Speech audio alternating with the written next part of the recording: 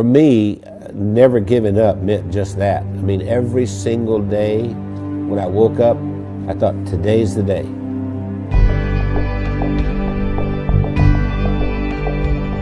I was the second son in a sharecropper's family, and a sharecropper means that you don't own anything. I mean, you work for someone else who was the landowner.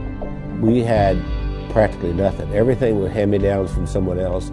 I didn't have shoes, and to this day my toes are all grown under because I didn't have shoes. I remember I had this encounter with my mother, and I said, you know, tell me you love me, and she didn't do it. And so I went down and I sat on this creek bank, and I thought, you know what, I don't care if anybody loves me, I love me.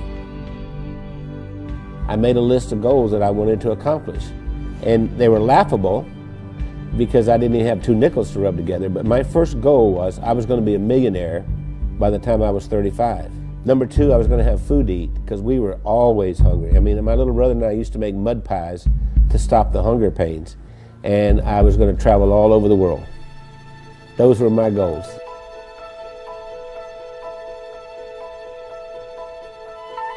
I've learned everything from working with Randy. I didn't know anything about business. I started out, before I met Randy, I was a teacher, a mathematics teacher. Well, I think we have a very good balance. Randy's really good in sales and telling the story and explaining why people need to have whatever it is that he's selling. And then he comes to me and says, Wendy, can we make it do this? And I have to get it done. We started working together, and we were together all the time doing things, and that we just, you know, couldn't be without each other. And once she got exposed to me, it was downhill from there. I mean, she could not last a day without me. That's probably true. That's what the COO does here. Does hair? She preps me. Spit on it, honey, like you used to do. I never spit. We retired a few times. Did he tell you that?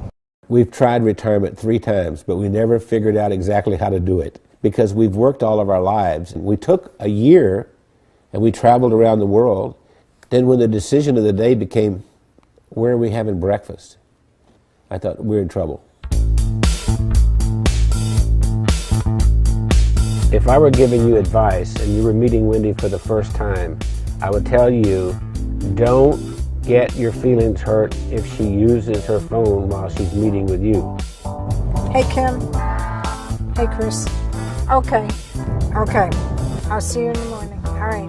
Bye. Bye-bye. I kind of feel like a triage nurse at a hospital. And every week I go in and I reprioritize. No, I'm not approving that. I think what drives Wendy is her desire to be the best and provide the best of service to everyone. Awakened at 2:30 in the morning, and I hear this little click, click, click, click, click, click, click, click. And it's Wendy over there looking something up at 2:30 in the morning. And I'll say, why aren't you sleeping? You can do that tomorrow morning. We are the definition of entrepreneurs. And we don't like doing one thing at a time. We have to do a lot of things at the same time. It's not just Randy and Wendy doing all this work. The whole team, every single one of us works around the clock. Hey, gorgeous. Listen, Bernice has been with us for what, 5, 6 years? 6 years. Yes. And we love her to death. And I love you guys. Yeah. Randy leads with his heart. And he's the most incredible person I've ever met. He's gone through so much in his life. And I believe that Randy's, I'm going to make me cry here. Randy has made the difference in my life. What's important is, what do I contribute in this day to make the world a better place? I know that sounds corny, but that's really what it is. My daddy used to say, we leave here with empty pockets. The other thing my dad said is that when you leave, you'll be accountable for 2 things. 1, how did you treat Mother Earth? And 2, how did you treat the people on Earth?